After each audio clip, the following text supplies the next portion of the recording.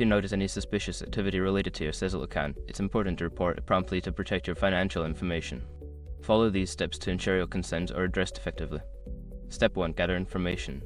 Collect all relevant details about the suspicious activity, including transaction dates, amounts, and any messages or notifications you received.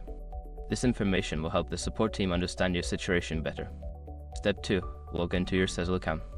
Access your Sezzle account by visiting the official website or using the mobile app.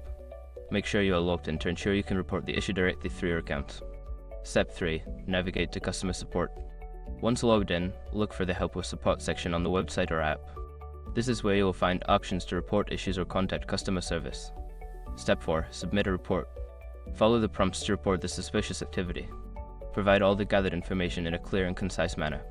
If there is an option to attach screenshots or documents, include those as well. Step 5. Monitor your account. After submitting your report, keep an eye on your account for any further suspicious activity. Additionally, check your email for any responses from Sezzle regarding your report and follow any instructions they provide. By following these steps, you can effectively report suspicious activity on your Sezzle account and help protect your financial information. Always stay vigilant and proactive about your online security.